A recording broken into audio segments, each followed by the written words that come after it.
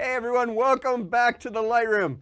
We are going to talk about social networking strategy. This is an area where there's a lot of people who are interested, and I'm going to share with you my strategy, and then I'm going to bring in somebody who's an expert in social media strategy to interview as well. So my strategy is one that's very focused. I have 8,700 followers on social media.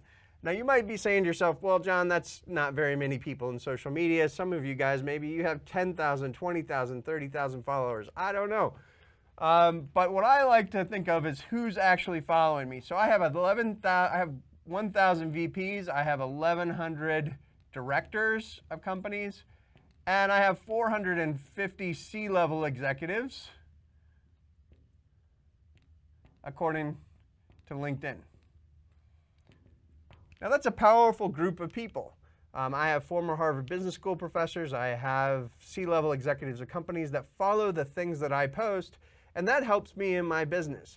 Now I typically use 3 platforms, and I integrate those 3 platforms to make my time more efficiently used. So LinkedIn, Twitter, and Facebook are my 3 channels. And the cool thing is that you can link your LinkedIn account to your Twitter account, and you can link your Twitter account to your LinkedIn Facebook account, and this linkage allows you to post once and hit all 3 of those channels. That saves you a lot of time.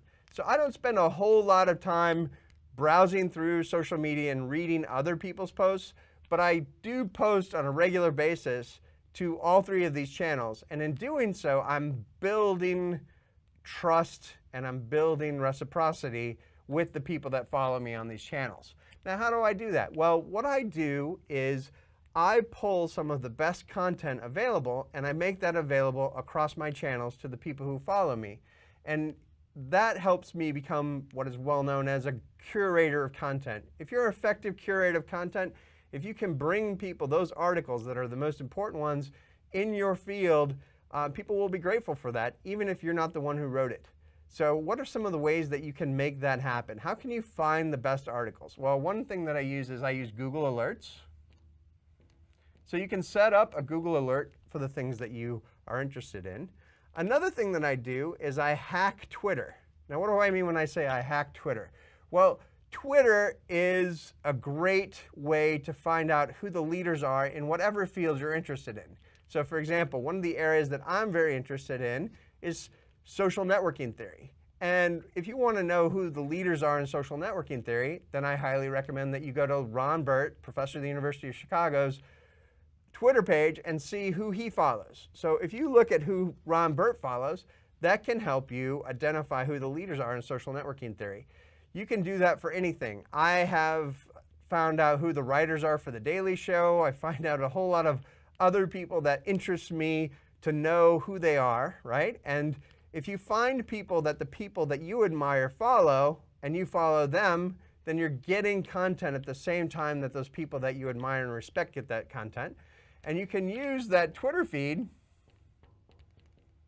You can use those posts from those people, right? And you can feed that back in to your other social media channels. And I found that's a very effective way, these 2 tools, to help me identify the best articles and the most interesting things that are happening in my field. Now, the way that I turbocharge this is when someone mentions my name in an article in Inc. or CNBC or in a book or something like that, I will then also post that back to my network, which gives me credibility through the principles of social proof, right? And so I'm constantly building trust through reciprocity, and then I'm establishing trust through social proof using my social media channels. And this is a way where these ideas integrate with each other. It's something that each and every one of you guys can do. I know a lot of you guys probably use Instagram and Snapchat, and you can use similar strategies with them as well. Thanks for coming to the Lightroom.